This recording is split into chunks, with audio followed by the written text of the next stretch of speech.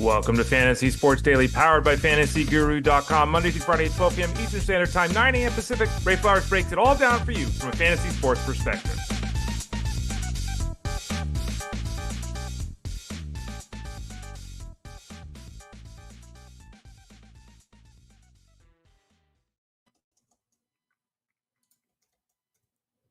Morning, everyone. Ray Flowers, FantasyGuru.com. Hope you're doing well. Happy Halloween week.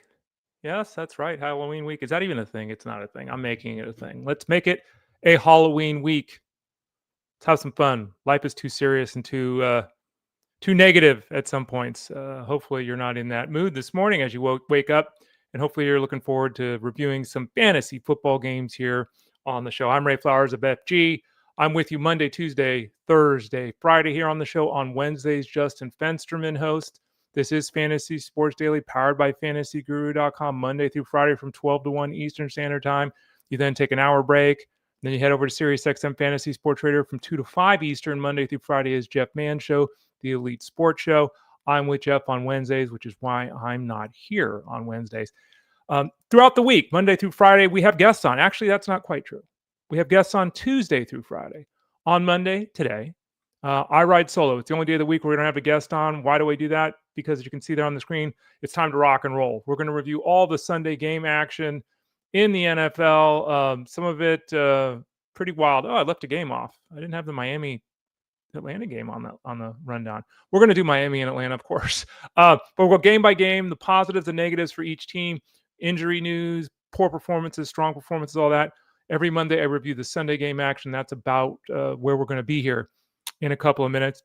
Don't forget, though, there's still plenty of time to get involved with us over at FantasyGuru.com. And in fact, the all-in football package includes seasonal, DFS, and betting football for both college football and the NFL. One low price right now, $159.99. The rest of the season, you get coverage. You get all the seasonal articles, all the seasonal projections and rankings, all the DFS articles, the write-ups, all that kind of good stuff. Same with the betting, all of the bets. You get access to every single Discord room for all of those three areas that we have over at FantasyGuru.com. Get signed up. You can still do one or two of the packages if you prefer, but get all three. Get signed up right now. Click the subscribe tab in the top right corner of the page, or send an email to support@fantasyguru.com, because Ted Schuster would love to answer your questions. So again, it's support@fantasyguru.com. David P says, you always do a great job recapping the games. Thank you, David P. I appreciate that. Really do. Darkness. As I have a hair in my throat. Hold on a second. Real classy here on the show. Happy Monday to Ray and the crew. Happy Monday to you, Doc. Greg asked, any World Series pops rate? No, unfortunately, no. I'm very open and honest about this, Greg, and hopefully everyone gets it. It's one thing to give advice on stuff, right? It's another thing to talk about gambling, wagering, betting when you're not at 100%. Obviously, the reason for that is it's one thing to say I'm putting $50 down, $40 down on a seasonal product. We, miss today, we get back at it tomorrow. Betting, you lose your money, you're out. So unless I'm really involved and engaged with the material, and I'm simply not able to be engaged with the World Series right now because of football, I'm not in on that. So no, I don't have any World Series bets. I'm not the kind of guy that just throws bets out there because I could spend 5 minutes looking at something. Hey, no, I want to be involved with it. I want to take care of your money as much as it's important to you. It's important to me. So there will be no prop bets from Ray, because I don't believe in half-assing bets, because it can cost you money if I'm wrong. So get the product over at FantasyGuru.com, all that kind of good stuff. Don't forget, there's many ways to watch, listen, consume the show. 2 places where you can listen in the podcast form. Go to FantasyGuru.com at the top of the page. Click Elite Plus. In that toolbar, you can find the show as a podcast. You can type in, as you see there on the screen, Pandora, Spotify, Apple iTunes, YouTube Music. Type in Fantasy Sports Daily in any of those locations, and you can find the show in podcast form. And then 3 ways to watch live or on demand. If you're watching live, you can leave comments and questions like we've already discussed here on the show. YouTube.com/@ElitePlusNetwork, Twitter X @FantasyGuruSite, and Facebook.com/FantasyGuruHQ. Any of those 3 places, you can watch live or on demand. And as we're seeing here, you can also leave comments as well. Okay, yeah, and I see a lot of comments. Bench scored more than my starters. Yeah, Angelo, Dak scored me 6 points. Ferguson and the Falcons defense 0 points. Yeah, we'll get into this. It was a rough week. Um, I know personally because we've all got buys and stuff we're dealing with, and then we've got the Quentin Johnsons, the Fergusons, like these guys that just bageling this sucker, right? It's like, woo, you're pivoting to all these guys you think are decent plays, and might as well just play the guy that wasn't even active. Yeah, it's some really wild game situations to discuss. So let's get into it. Let's start with the first game here. The Dolphins thrashed the Falcons 34-10. And I saw some notes here, so I'm gonna actually read this. I don't ever do this, as you're all aware, but it was so outstanding. I felt like I had to. The Atlanta Falcons went 3 and out on 4 of their first 6 drives. And I think their first 3 drives, it was run, run, pass, run, run, pass. They were very predictable. The reason the Falcons lost was not because of Kirk Cousins. The reason they lost was because they sucked. They got steamrolled by the Dolphins, right? And this is shocking, right? 4 touchdown passes for Tua Tagovailoa. The defense of the Dolphins somehow shut down the Falcons. They entered the game ranked 29th in yards per carry at 5.2 yards a carry, did the Dolphins. They were last in the league in rushing yards allowed at 159 a game. Falcons had 10 rushing yards in the first half and 45 for the game. The Falcons didn't even get to a third of the norm against the Dolphins in terms of rushing yards allowed. They got boat raced. Again, Tua threw for 4 touchdowns, only 6 incompletions. That's a pretty good game. Watching the game, it's not like are we ever impressed by Tua Tagovailoa? And the answer is no, we're not. It wasn't an impressive performance, which is amazing to say given 4 touchdown passes. But hey, he threw the 4 touchdowns. Waddle, Washington, Achane, Gordon. Gordon got way more involved. They talked about it during the week, wanting to get Gordon more involved. Ollie Gordon had 11 touches. Still had 23 touches for Achane. I mean, he's gonna have a hard time making it to the finish line, touching the ball 20 plus times a week. But that's kind of what they got to do most weeks to get the offense going. So Ollie Gordon more involved. He's not a standalone piece, but this is another example of why you should be cuffing your guys. If you have Achane, you don't have Gordon, you're not gonna have to go to the waiver wire and pay. And that's not an enviable position to be. Malik Washington finally scored. So for those of you that were getting your 4 to 6 points, hey, you got a touchdown yesterday for him. Overall, this offense, despite the 34 points, was very bland and vanilla. Achane got in the end zone, but even he didn't get to 100 scrimmage yards. So very basic game for a team that scored 34 yards. On the other side, Kirk Cousins was no worse than Michael Penix, but the loss of Drake London, I guess, meant more than we thought it would. The fact of the matter is this team did nothing. Bijan Robinson was a ghost. I don't know how you give Bijan Robinson 9 carries in a football game. I don't care what the score is. I don't understand that. They only threw the ball to him 3 times. They couldn't sustain drives. They couldn't build drives. They couldn't produce first down. It was a disaster. London didn't play. Bijan Robinson, woefully disappointing. Kirk Cousins, for those of you that used him in Superflex leagues. Me? Yeah. Ugh. Let's move on. Chicago falls to the Orioles. The Orioles got a new manager, by the way. Falls to the Baltimore Ravens 30-16. The Bears fall to 4-3. The Ravens improved to 2-5. I mean, DeAndre Swift and Monangai. Let's talk about that for a little bit here. Swift got in the end zone, still led in touches, still led in routes run. Monangai was involved, but he only had half as many touches as Swift. I think that's kind of what their plan would likely be moving forward. Monangai is, again, as we talked about last week, somebody who's trending forward, but not somebody you start with confidence, and we saw that yesterday. Adunze, 7 for 114, came through yet again for the Bears. DJ Moore, 4 for 73 with a couple of carries. Loveland, 3 catches for 38 yards without Komet, disappointing. Olamide Zacchaeus leads the team with 7 catches, tied with Adunze. So the Bears just, Caleb Williams didn't play bad, made a couple of nice throws, but 285, 0-1. So the Bears just, against a Ravens team that is getting healthier on defense, but against a Ravens team that has been really beat up defensively and really poor defensively, to have this, had no one run for 50 yards, score 16 points, is a very disappointing game for the Bears. They just didn't produce as expected in this matchup. On the Ravens side of things, Lamar Wussy Jackson, who has diarrhea all the time, who people have questioned, does he want to play? We all know he doesn't want to practice because he hasn't practiced really in years.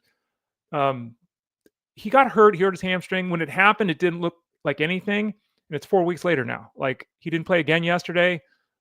We were basically told all week he was going to play. It was looking good. Then at the last minute, they went to Tyler Huntley. You probably saw the reports too that the NFL is looking into the Ravens and how they handled the injury report, because what the injury report said Lamar Jackson was doing was not what Lamar Jackson was actually doing. So to put it another way, they lied. So we shall see what that means for this team. The NFL is looking into it, and there could be heavy fines here from what we're hearing. It would be nice to see them do that because, as we've said forever, with gambling and fantasy, I mean, there's billions of dollars involved in anymore in football, right? With all this extracurricular stuff. The fact that the league hasn't cut down on the shenanigans with the injury report is stupefying to me. There are hundreds of millions, if not billions of dollars involved with this, and they can't even give us legitimate injury reports. It's wild. Derrick Henry had a couple of touchdowns, didn't do anything, 3.5 yards a carry, but he had a couple of touchdowns. Snoop Huntley actually, ran for 53 yards, threw for 186 and 1, led the team to a victory. Zay Flowers did his normal 763, his normal being 12 to 15 fantasy points. Didn't get in the end zone. Rashad Bateman didn't do anything. Mark Andrews didn't do anything. Isaiah Likely didn't do anything. Charlie Kohler had the touchdown.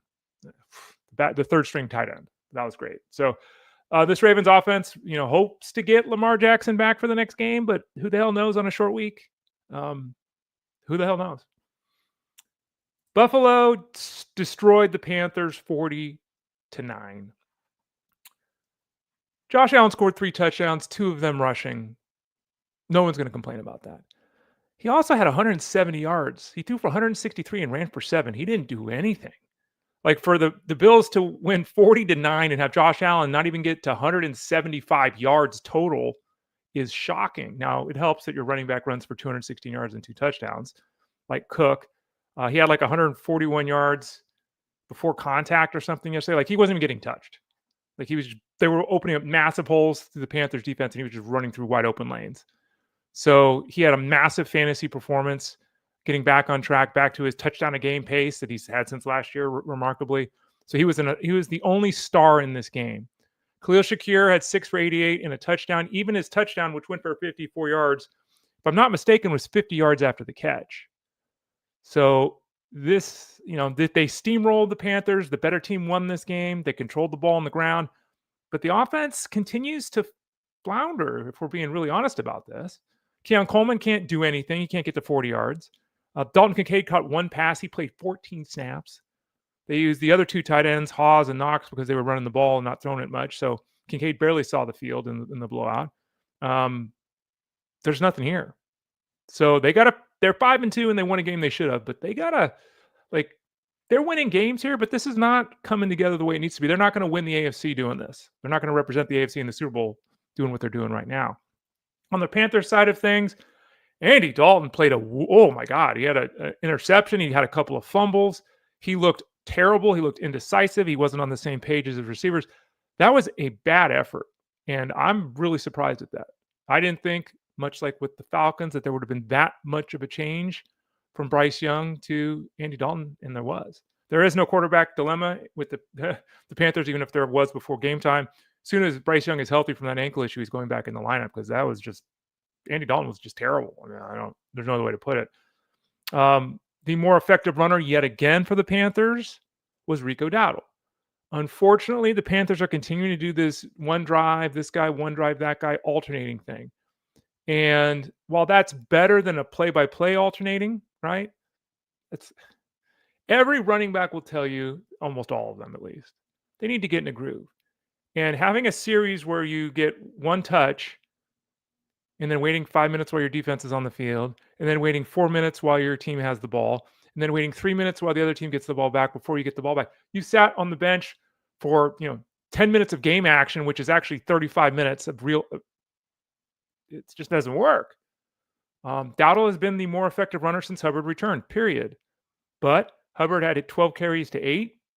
Hubbard had a target. Dowdle didn't even have a target. This is what we discussed here on the show. Even though Dowdle is performing better, and even though he looked fantastic when Hubbard was out, when Hubbard came back, it was going to be at best a 50-50 split for Dowdle. And we're seeing it kind of go to 45-50, 54-50, 55-45. Kind of as we predicted. There is no clarity here, and it's confusing and disappointing from a fantasy perspective. How about that, Justin Fields? I did find it kind of apropos that the Jets, who came storming back to win this game 39-38 over the Bengals, it was what 31-16 at the end of the third quarter. It was 38-24 with 10 minutes left in the game. And what happened? Jets scored 2 touchdowns with under 8 minutes left in this game to win this one. Very apropos that the winning touchdown pass actually went from Breece Hall to Mason Taylor, like with the trickeration play, if you didn't see it. Justin Fields played very well. Okay, he completed 2/3 of his passes, didn't turn the ball over, threw for 244 and 1, ran for 31 yards, looked competent, spread the ball around. 1, 2, 3, 4, 5, 6, 7, 8, 9 guys caught passes. That was a very good football game. And oh, by the way, they won on the road and almost scored 40 points. Hopefully, this will re-cement Fields as the starting quarterback for the Jets, as we knew all last week. There was certainly a strong lean toward Tyrod Taylor taking over, but his knee wasn't healthy enough to allow him to play, so Fields was out there. Hopefully, they'll just let Fields go and play now. Obviously, they got a bye coming up here, so we'll see how that goes. But Justin Fields played a very good football game. Wasn't a great fantasy game, but it wasn't a bad fantasy game. 20 points, it wasn't a bad fantasy game. It was a very good football game, and he led this team to victory. Tyler Johnson got a touchdown. Mason Taylor with the touchdown. No one really did anything receiving-wise, though Isaiah Davis caught 5 balls, so that's nice. It was the Breece Hall show. 2 rushing scores. He threw the touchdown pass. He caught 2 balls. He had 150 scrimmage yards almost. Like, this is why we've said all along, it's been confounding how the Jets have used Hall. That's why we said all along he's a running back 1, even though the numbers are kind of, I don't know what they're, I don't know. We'll see. Are they going to trade Breece Hall? I mean, that's as good an effort as you're going to get to, springboard a guy to a trade if they're going to do it. We'll see. Obviously, Garrett Wilson getting back to the offense is a huge, important piece and something they obviously desperately need to do long term. But they scored 39 points yesterday and won a football game on the road. On the other side of things, Joe Flacco had 3 touchdowns. He did have a rushing score. He fell over the line of scrimmage because he's 6'12", which would be 7 feet tall for those people that aren't into the inches thing. This game, though, it was a very moderate performance. Again, they were up 38-24 with 10 minutes left. It looks like they had this game won. They lost. They fell to 3-5 instead of upping their record to 4-4. Bengals are in trouble, right? And all the positivity with Flacco joining the team is kind of muted now. In the backfield, really interesting things going on here. Chase Brown, another strong game. He ran for 100 yards for the first time last week. He had 2 touchdowns yesterday, 1 rushing, 1 receiving. The interesting part, though, is Samjay Pirine, the backup, had 10 yards of carry, had 100 yards from scrimmage. Oh, and by the way, he also scored a touchdown. And let's pull up the snap counts real quick here. I can learn how to type. Pretty good at typing. All right, here we go. Let's see. Snap counts for the Pirine. Where are we at, guys? Oh, man, the page is messed up. The page is messed up. No, Bengals. Here we go. For some reason, it's showing the Panthers snap count with the Bengals. Let's see if we can scroll down and find. There we go. That only took a little 5 minutes. Snap count, 32 snaps, 17 routes for Chase Brown. 25 snaps, 14 routes for Samjay Pirine. And Pirine, the last 3 weeks now, has started to see his role greatly increase. Again, that's almost the same amount of snaps as Brown. It's almost the same amount of routes run as Brown. Like, he's on the field a lot. And though Brown now is trending upward in the fantasy space, mostly because the offense is moving the football and actually doing things with Joe Flacco, Pirine's there. And if Pirine's getting 10, 11, 12 touches a week, that's really going to curtail the upper end production for Chase Brown. So he's going to need to be the guy averaging 5 or 6 yards a carry like he did yesterday. So Brown trending up. Pirine, though, taking a large chunk of the offense there out of the backfield. 19 targets for Ja'Marr Chase. And this is something that I say all the time. You're a backup quarterback. You're a fringe quarterback. You're trying to make your name. You've got the best receiver in football, in this case, in Ja'Marr Chase. You throw him the football. This should not be this. There should never be games where, CeeDee Lamb or Drake London or Amon-Ra St. Brown, which there's not, because the Lions know what they're doing. There should never be games where those type of receivers don't get at least 8 targets, right? And there's too many times we see top-end wide receivers on teams get 5 targets, 6 targets. I don't know what's going on with Flacco. There are other guys to throw to, Joe. We did get a touchdown from T. Higgins because he always scores a touchdown at home, but he saw 2 targets. 19 of the 34 passes went to Jamar Chase, which I don't have my calculator out. What is that, at 55, 58, 60% target share? That's insanity. Second most targets anyone's gotten this year to the 23 or whatever he had earlier, Jamar Chase. 12 catches for 91 yards, the touchdown for Higgins, touchdown for Chase Brown, as we talked about earlier.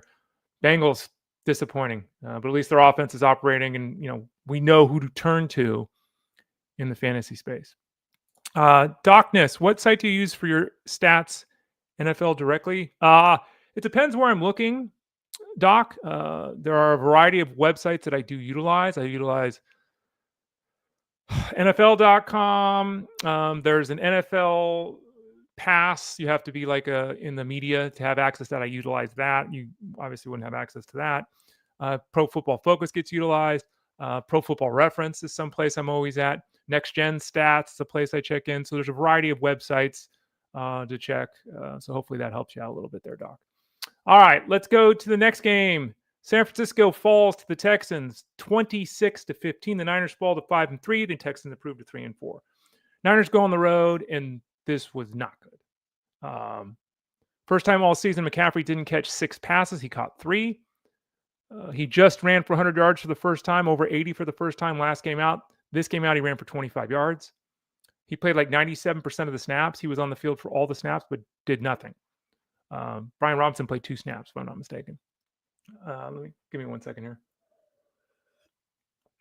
The Niners allowed, or the Texans took, was it like 24 and a half minutes of possession time in the first half? It was the most time on the clock that a team has had possession-wise in a first half of a football game since, what did they say on the broadcast? 2005, 2001, 25 years. Almost 25 minutes went to the Texans. The Niners didn't even have a first down until like 2 minutes left in the first half. They didn't have the ball. They had like 15 yards of offense. They had the ball for like 4.5 minutes. It was crazy. Never found their footing. Mac Jones threw for 2 scores, one of them to Kittle, one of them to Tonjes. Disappointing. Jeff Mans, shout out to Jeff Mans, who guaranteed on the Friday Late Sports Show on Sirius XM. Guaranteed that George Kittle would score a touchdown. He did. And I saw a lot of people on Jeff's timeline and commenting in Discord about how they bet that and won. So good for all of you. Good job, Jeff. Too bad the second touchdown didn't go to Kittle. Tonjes played 5 snaps and had a touchdown. That always sucks when it's the tight end, but he got in the end zone. Jennings had 4 catches for 45 yards. Could have been a much bigger game. There was an interception on a ball thrown to him late. He didn't haul in a 50-yard play earlier. Ricky Pearsall doesn't play football anymore. I don't know what's going on. His knee was not supposed to be a big deal. He's now missed 4 games. Brock Purdy's still missing games. The Niners just did nothing. And that's the first real crap game they've had offensively.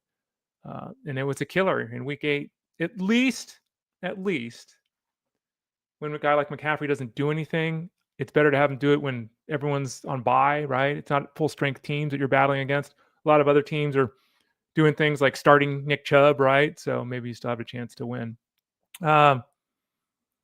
Let's see. I guess Ethan, or E.R. Baderman, E.R., did take advantage of that bet from Jeff. So good job there, E.R. On the Texans side of things, C.J. Stroud looked good. He was solid. He was controlled. He did call Higgins. So did I, but Jeff did too. Good for him. The Texans, and by the way, Higgins, and this is what we were talking, the reason why it was Higgins and not Noel, everyone was in on Noel because he's the guy that caught passes last time. And that's the level of analysis you get sometimes, which is not good analysis.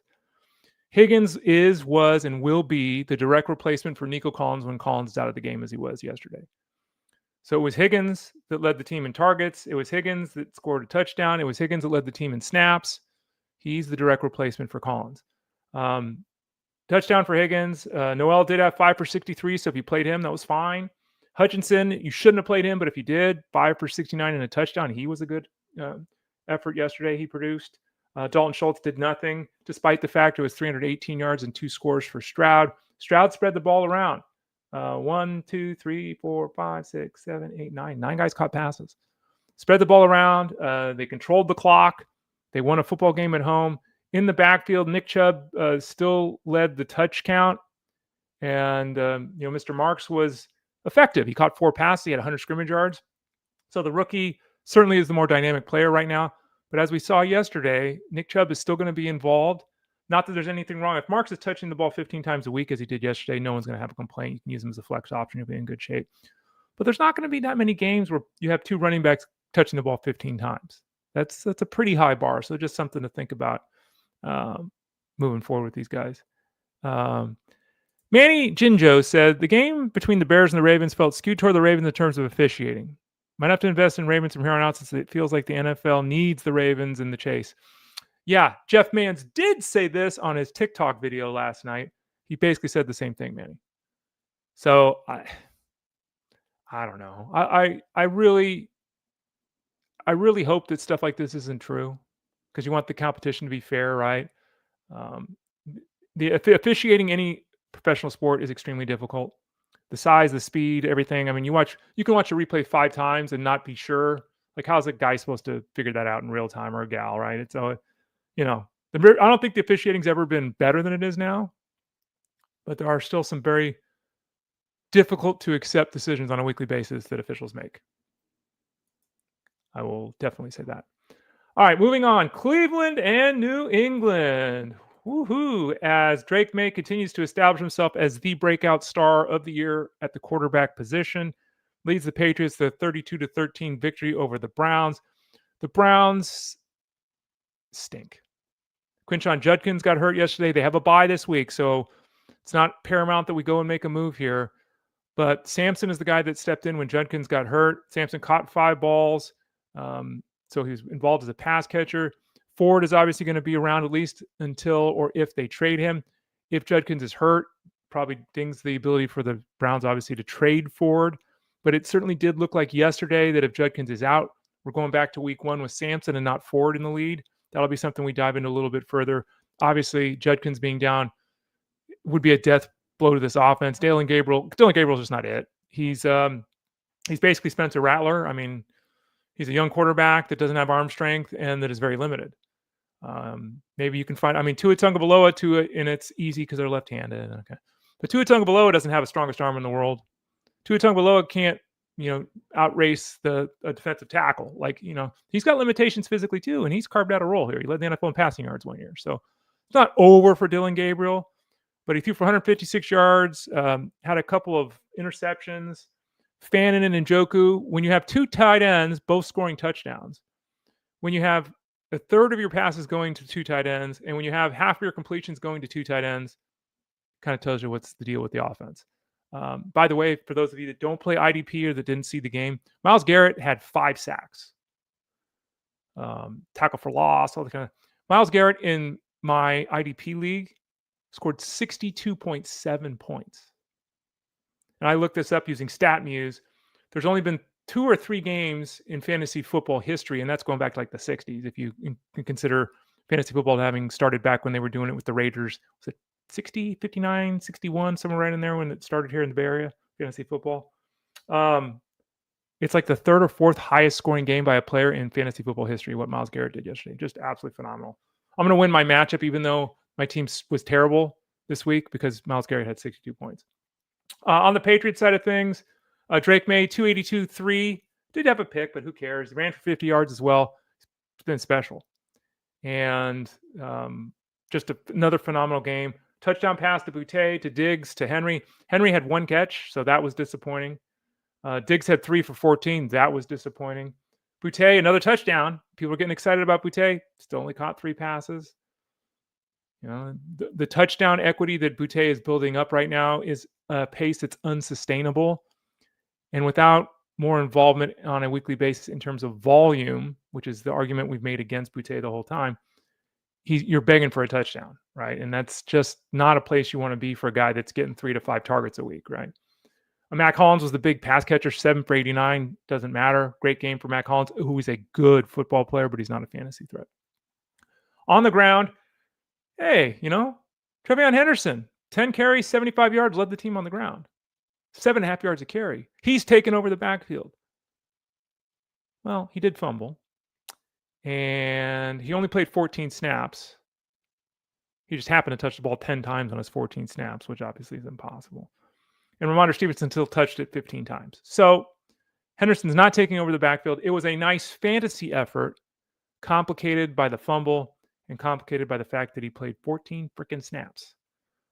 Patriots still can't figure that part out. Myles Garrett won me my game. Yep, he did. Yep.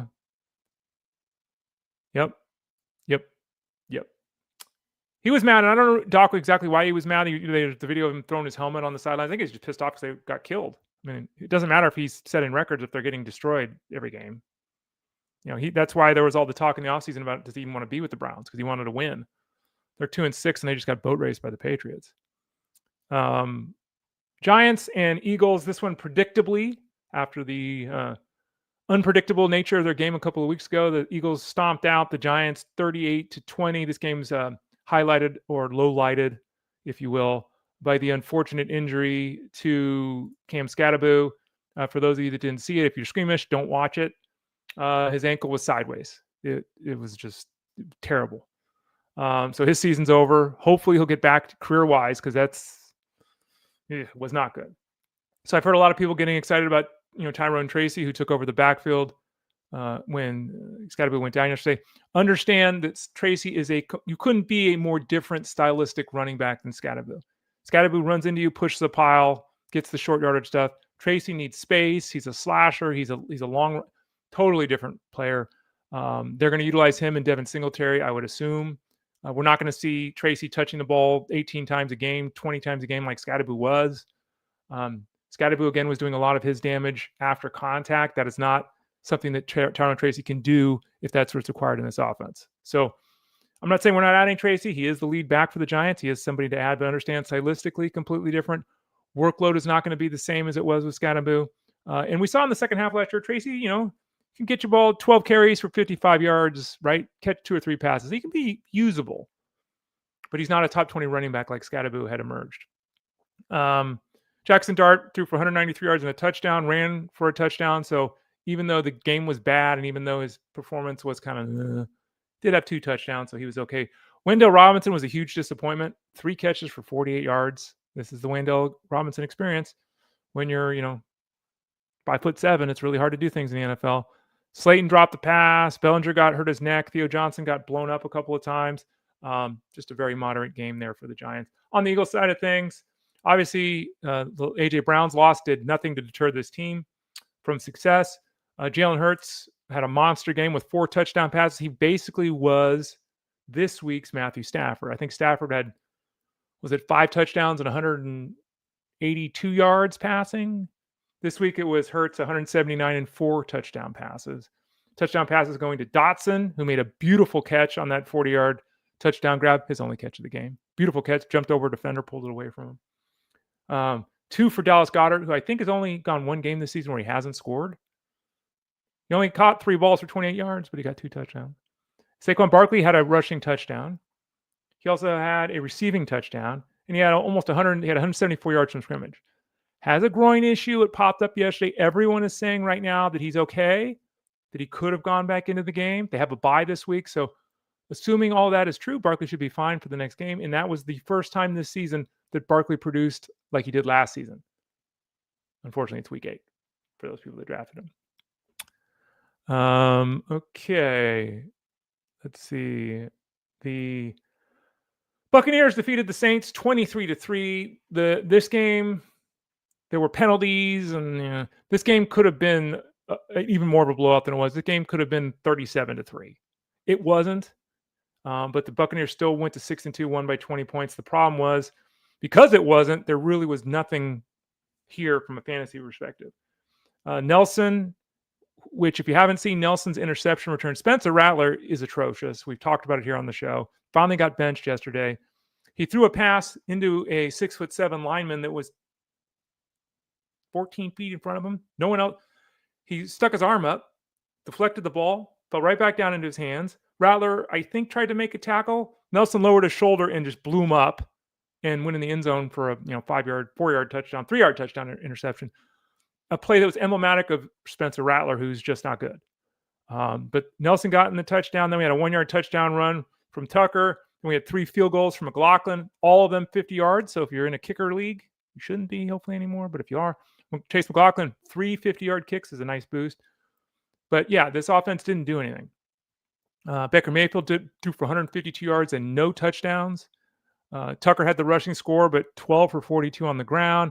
Rashad White, 13 for 35 on the ground.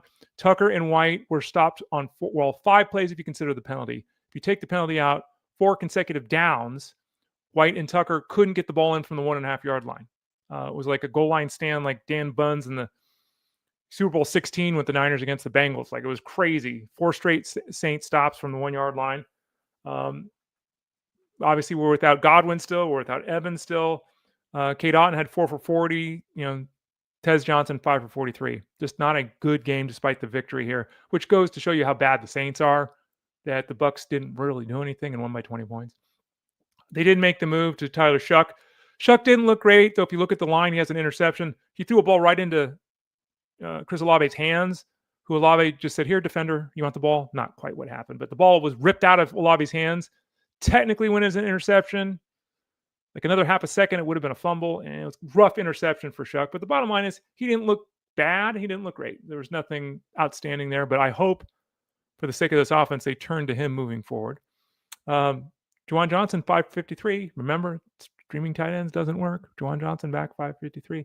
I think Taysom Hill played 5 snaps. Rashid Shaheed hurt his butt late, so let's watch that and see how he did. But he had 9 for 675 yards. The real issue here for this offense, besides the fact that it just sucks, is where we at with Alvin Kamara. He tweaked his ankle. He kind of got rolled up on. You didn't see the play. There wasn't a lot of talk about it after the game, but it didn't look good on video as you're watching it.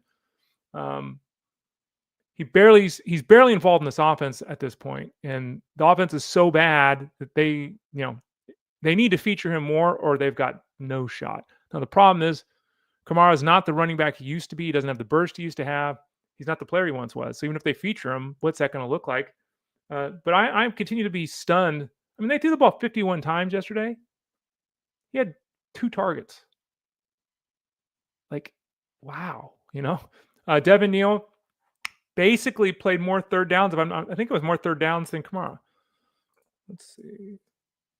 Oops. Done. I have to have my desk a little lower than I normally do when I'm standing up, because otherwise the screens get in the way. So it's a little harder to type. The Saints here. Let's look at this. The Saints, third down snaps, 10 for Neal, 3 for Kamara. So Devin Neal could find himself, if the ankle injury to Kamara is significant, Devin Neal could be the lead running back for this team for the next game. Even so, he significantly is eating into the part of the game, third downs, that make Kamara such an attractive fantasy option. If that wasn't a one-off, if Neal is trending toward being the third down back on this team, Alvin Kamara is not even usable. So we'll have to follow that very closely. Denver defeated Dallas 44-24. Dallas's defense is terrible, and the Broncos took full advantage of that. On the Dallas side of things, their offense didn't do much. Dak Prescott didn't even throw for 200 or a touchdown, which is very surprising given how amazing he has been this season. Javonte Williams ran for 2 scores, but he ran for 3.2 yards a carry, so he didn't do anything. Pickens, 7 for 78 was fine. Lamb, 7 for 74 was fine. And then we got Jake Ferguson. Jake Ferguson, who I wrote about extensively in the Coffin Corner piece that comes out every Friday, where I take a look at numbers over at fantasyguru.com. Take a look at kind of a deep dive into the numbers to point out things you probably didn't know or didn't recognize or see. Talking about the historic nature of Jake Ferguson's performance and how he's setting all these records and on pace to do all these things. 1 target, no catches. This guy has been catching 5, 6, 7, 8 passes a game. He was averaging over 7 catches a game coming into yesterday. He had 1 target. That's catastrophe, right? Evan Ingram catches nothing, it happens. Brenton Strange catches nothing, it happens. Theo Johnson catches nothing, it happens. Jake Ferguson gives you the benefit of never doing that. He gives you the floor of 10 points a week, every single week. 1 target, no catches. That's catastrophic. That's a catastrophic failure in the fantasy space, and it's really tough. At least it's week 8 with teams having players on bye, because if teams are at full strength and your 15-point-a-week tight end is giving you 0 points in a game where he's healthy and plays, catastrophe. No, Godfrey's. I did not mention that Bigsby had 100 yards when Barkley went out. No, I didn't mention it, but yeah, we talk about these things over at fantasyguru.com all the time. We have the running back grid that's updated every week over at fantasyguru.com. Bigsby did look great. Strong running, impressive running as he finally got his first real run with the Eagles since being traded there. And we'll have to watch the injury to Saquon Barkley. Angela says, Giants need to make a move for a running back before the deadline. Not really how it works. Who are you going to get? You get someone off a practice squad? Like it's, let's dream. They get Pacheco after the Chiefs trade for Breece Hall. I mean, it's very tough to get anyone of note here in the middle of the season. On the Broncos side of things, 4 touchdown passes for Bo Nix, who all of a sudden is making everyone forget the slow start to the season. He's is he top 5 quarterback right now in the fantasy landscape. Dobbins ran for 111 yards. Franklin had 6 for 89 and 2 touchdowns, having a strong game. Marvin Mims didn't touch the ball hardly at all. He was basically a running back and not a receiver. He then had a head injury late, which is troublesome. We saw Pat Bryant start to assert himself a little bit more in the offense. He had a touchdown catch yesterday, starting to play more snaps at the expense of Mims. Franklin's had a couple of really huge games this year, mostly moderate, but including yesterday, a huge game. Cortland Sutton had 4 for 67, which is really disappointing, given 44 points. It's also disappointing because he went to catch the ball at the goal line and it went right through his hands and hit him in the chest. Could have been a touchdown. He also lost a touchdown on a penalty. So this could have been 575 and a touchdown for Sutton, super easy. Instead, it was for 467. The highlight of the game was probably the RJ Harvey. For those people that used him as a flex option, did you get a win? He only touched the ball 8 times. And for a backup running back touching the ball 8 times, even in Mageddon, how do you get a win? Well, you get 3 touchdowns. 2 of them on the ground, 1 of them in the air. And they're talking about on the broadcast and everything. He is a special. He's not I don't know if he's a special talent, but he's a very good talent in an offense that could absolutely shoot him to the moon if they chose to. Be careful if he's on the waiver wire, which he probably is in some leagues. Be careful we don't go nuts spending for the 3 touchdowns. Because remember, he still only touched the ball 8 times. Let's look at his snap count. I don't think it was very high either. The snap count for him, he played 17 snaps, 33 for Dobbins. So he played half as many snaps as Dobbins. He ran less routes than Dobbins. He only touched the ball 8 times. Fantastic fantasy effort. But he didn't really take that much of a step forward in terms of workload and that kind of thing on the football field. For the 4th time in 8 games, the Colts, who moved to 7-1, had 3 touchdowns from their running back. Jonathan Taylor, 4 times in 8 games, has 3 touchdowns. We'll talk a little bit more about them in a second. The Titans fell to the Colts 38-14. They're just, they're dreadful. There's nothing here. Cam Ward, for every nice play Cam Ward makes, it feels like he makes 1 bad play and 1 spotty play. Like it's really, there's no stepping forward here right now. You see flashes, you see moments, but we're halfway through the season for the Titans, and Cam Ward has not been it. Coaching changes.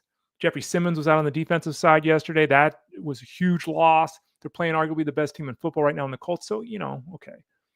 How long do you make excuses for a rookie quarterback that doesn't have weapons around him? Ridley's hurt. They got rid of Lockett. Okay. But Ward just isn't it. I was having a conversation on Twitter X. You can follow me on social medias at the Ray Flowers. I was having a conversation this morning, and it's like, how are you playing Cam Ward in a Superflex league?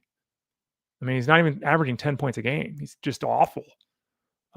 They find themselves so far behind, and we saw this yesterday again, that though the team wants to lean more on, I think, Pollard and controlling the clock, they really can't. So Tajay Spears, since he's returned from injury, looks quicker, faster, all that kind of stuff than Pollard, which is fair because I think he is. But he's starting to basically draw out Spears in terms of snaps and touches both, as it happened yesterday, because they're always behind. And when they're behind, they're trying to catch up and they're opening the offense up. We'll see more Tajay Spears. So we're almost at the point, if we're not at the point, where we're now starting to tip towards Spears versus Pollard because of game flow, because of game script, because this team sucks. They're going to be behind every week, and they're going to need to push things, even though when they push things, it doesn't actually work. On the other side of things with the Colts, 2 touchdowns rushing, 1 receiving for Taylor. You want to see, here's the touchdown pass to Taylor. Everyone watch the screen. Jones. It was the old touchdown pass where he basically threw the ball up in the air 18 inches. Yeah. Anyway, receiving score doesn't matter. You got 3 touchdowns. What do you care? You got 3 touchdowns for Taylor, who had a massive game. Daniel Jones had 3 touchdown passes, including the touchdown pass. 272 yards, no interceptions. He continues to play impressive football. Pittman had a beautiful one-handed, if you haven't seen it, go check it out. A beautiful one-handed touchdown reception. 8 for 95 and a score. Touchdowns to Downs and Taylor, we talked about. Downs returned and had a score, which is nice. So if you used them, you're good. Only saw 3 targets. Only had 39 yards. Pierce led the group in snaps. Pierce was the downfield stretcher. Downs is the guy that's going to be hit or miss. He's the 3rd receiving option at the wide receiver spot with this team, if we're being honest about it. But yeah, just what are you going to say? The Colts are 7-1 and they are rolling. Thank you. Did you like my form there, Doc?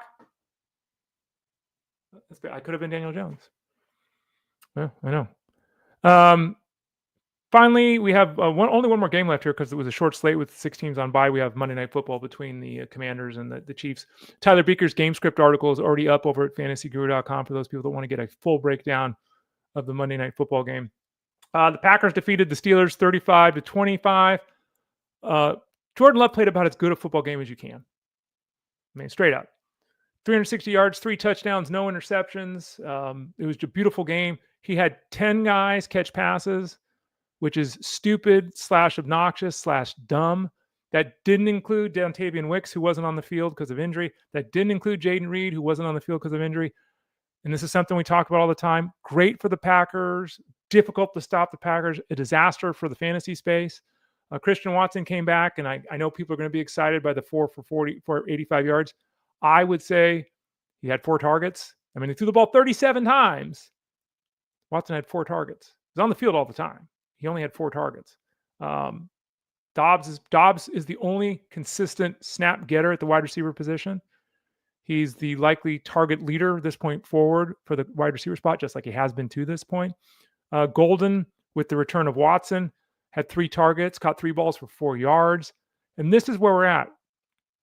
Watson and Dobbs are basically the guys that'll play in 2 wide receiver sets. In the 3 wide receiver sets, it's Watson, Dobbs, and Golden. When Reed is back, what does that look like? Yeah, right? When Wicks is back, what does that look like? We're getting Savion Williams, we're getting Heath, we're getting these other guys. So Watson continually injured. Watson, I jokingly said his career is like 7 or 8 games out of the 4 years he's played. Like it's been a handful of games that have really catapulted his outlook in the fantasy space. And the overall nature of how this team wants to attack opponents offensively through the air makes it really difficult to trust anybody, even in games where they're scoring 35 points and a quarterback's throwing for 360 yards. On the Steelers side of things, Aaron Rodgers failed to become the first quarterback ever to beat every team in the NFL. He's 31 for 32. The only team he hasn't beaten is the Packers that he played for forever. 219-2. He had touchdown passes to Wilson and Metcalf. Metcalf is scoring every week, but not doing much. 7 targets, 5 catches, 55 yards.